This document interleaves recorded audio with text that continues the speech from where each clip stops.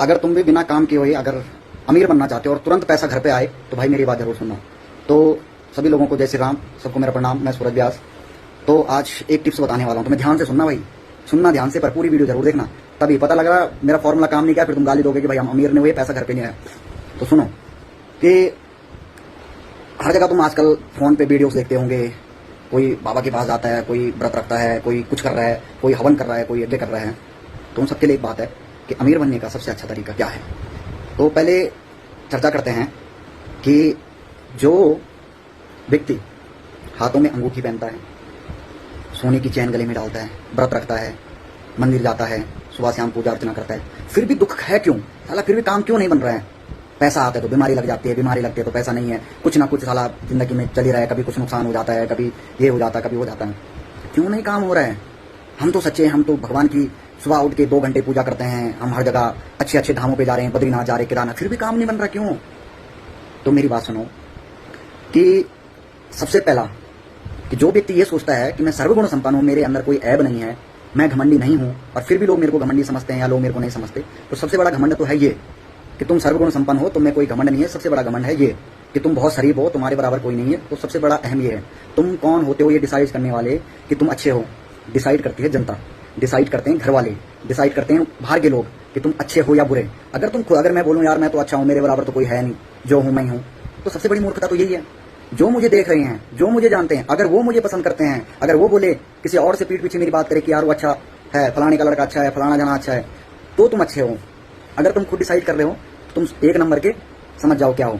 दूसरी बात कि आजकल मैं बहुत सारी वीडियो देखता हूँ, क्योंकि निठल्ला आदि मुंह है ना, फोन ही चलाता हूँ, काम धाम तो मेरे पास है नहीं, तो फिर यहीं बकवास कर लेता हूँ मैं ऑनलाइन। तो मेरी बात सुनो कि जो आजकल बहुत सारी वीडियो की अपने मोबाइल अक्षर का ये अंक बदल दो, ये जोड़ दो, अपने नाम के आगे ये स्पेलिंग लगा दो, ये हो जाएगा, अपने घर पे ये लगा दो, ये हो जाएगा, इसकी मूर्ति लाओ, ये हो जाएगा, ये चढ़ाओ, वो हो जाएगा। भाई जिस दिन हो जाएगा ना मुझे भी बताना, मैं भी करूंगा, ठीक है।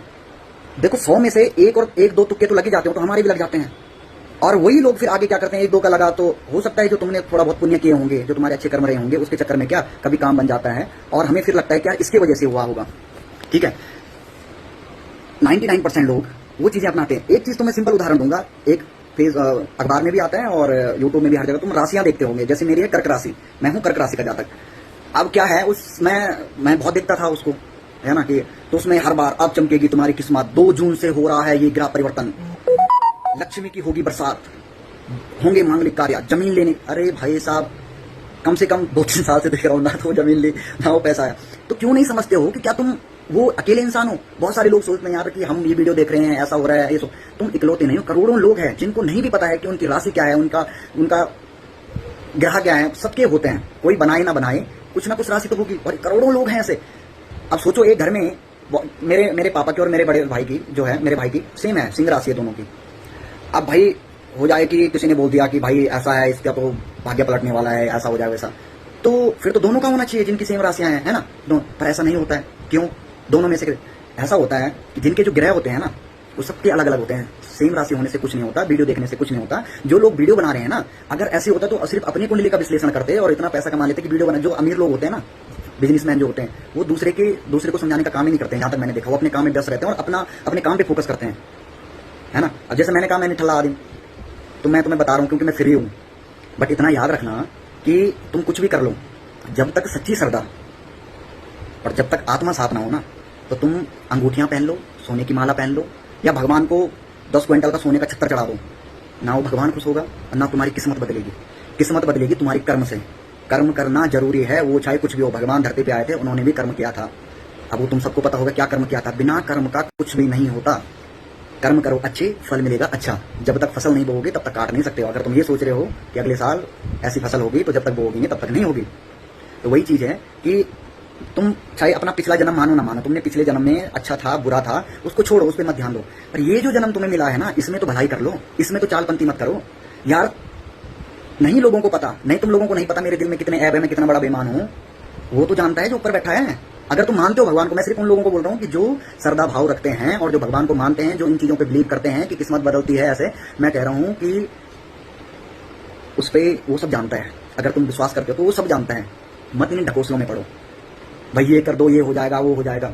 नहीं, मैंने पहले भी वीडियो बनाई थी, कर्म प्रधान कर्म करोगे जैसा फल पाओगे वैसा, जैसा कर्म करोगे यही मिलेगा, इसी जन्म में मिलेगा। लिख के ले जा लो, अभी तुम अनसुना कर दो कोई बात नहीं, नहीं मिला तो कहना। किसी की मदद करनी ना सच्चे दिल से करो, जितना हो सकता है करो। जरूरी नहीं कि मदद पैसे की होती है, तुम जो तुमसे हो पाता है, और नहीं भी हो पाता तो मत करो, पर सच्चे रहो, साफ रहो, ऐब मत रखो। मेरा भला हो, मेरे बच्चों का भला हो, दूसरों का बुरा हो, मेरे बच्चे संस्कारिक, हम संस्कारिक, हम लाड़ साहब, बाकी औरों पे अवगुण।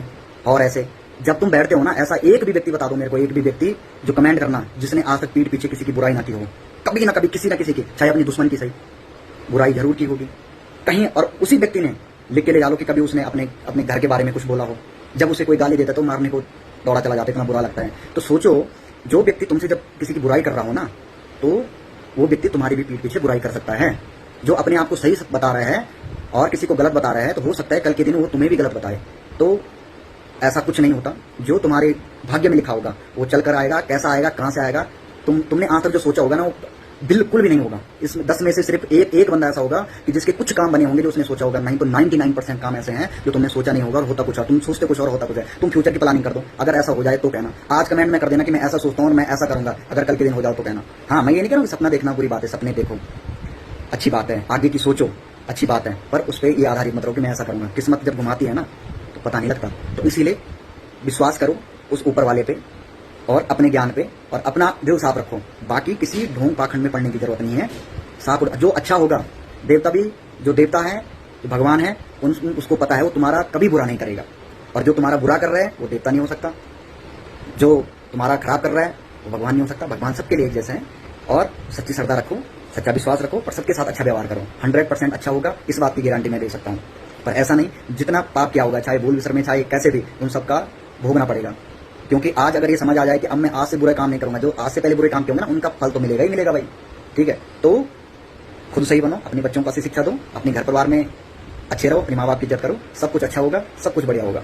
बाकी व्रत रखो, उपवास रखो, पूजा करो, भगवान को जल चढ़ाओ। और अगर दिल साफ नहीं है ना, जय श्री राम, कुछ नहीं मिलने का। तो इसीलिए अमीर बनने का एक ही लक्ष्य है, एक ही फॉर्मूला है, मेहनत करो जितनी हो सकती है, बाकी उस पर छोड़ दो, सब ठीक हो जाएगा। जय श्री राम।